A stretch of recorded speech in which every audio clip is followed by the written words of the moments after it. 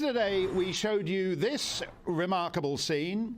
A policeman in a supposedly civilized country busting into an Easter service and attempting to close it down, which was in fact an illegal act by those coppers. In this case, the massed ranks of the constabulary didn't measure up to one determined pastor, and he cast them out of his church. That preacher joins us now, Artur Pawlowski. Pastor, it is great to see you. You're joining us from Calgary, where those nice Canadian police suddenly invaded, and you basically, through the sheer force of your personality, threw them out of the temple, and it was a wonderful thing to see those guys retreating down the stairs. What's interesting is you grew up behind the Iron Curtain, and what happened to you over Easter is exactly, I take it, why you didn't want to stay behind the Iron Curtain.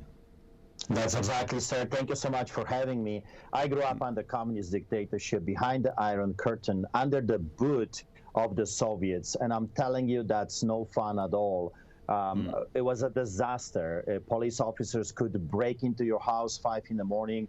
They could beat you up, torture. They could arrest you for no matter what reason they would come up with. There was a famous saying in Poland when I was growing up by the police: "Give me a man and we will find something on that man." So it was like a flashback when those police officers showed up at my church. Everything kind of came back to life from my childhood. And the only thing I could do is to fend off the wolves as a shepherd. And I used my voice to get rid of them. They were illegally encroaching on our rights during the most holy days, during the Passover celebration. How dare they? The audacity of those people coming. It was a shocking thing. I was a little bit shaken, but I did what every shepherd right now on the planet Earth should be doing: fend off the wolves. We as lions should never bow before the hyenas, and that's what they are right now. Well, the hyenas are fairly confident in their powers, and a lot of the things that have become accepted in the last year, for example, New York police kicking a woman to the ground because she's not wearing a mask, governors of American states and Canadian provinces telling you whether you're allowed to have your granny or your aunt over for Christmas or Thanksgiving.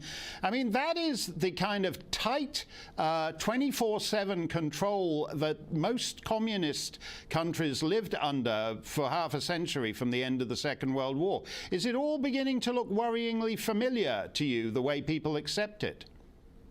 Yes, it is. I have been warning Canadians for the past 16 years that that's what's coming. I could smell it. I could see it at every corner. The implementation of what we are seeing now, it started way about 20 years ago.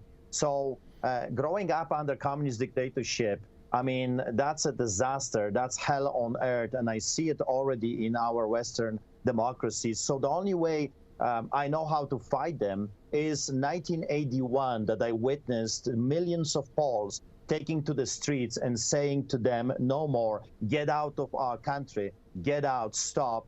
Millions of Poles took it to the streets during Solidarity, Lech Wałęsa, and they want their freedom. Right now, if you want your freedom back, because we have to remember, history is teaching us that those people will never give up their new gained powers. You gotta demand those rights back. You have to fight for your rights. They'll never give it back to you freely. So how to do it?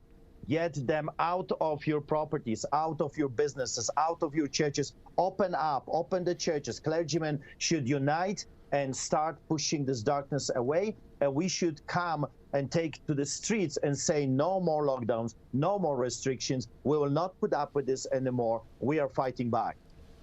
Well, thank you for that, Pastor. That is very inspiring. I would love to see a Lech Wałęsa 1981 size demonstration on the streets of a Western city. It would be very heartening.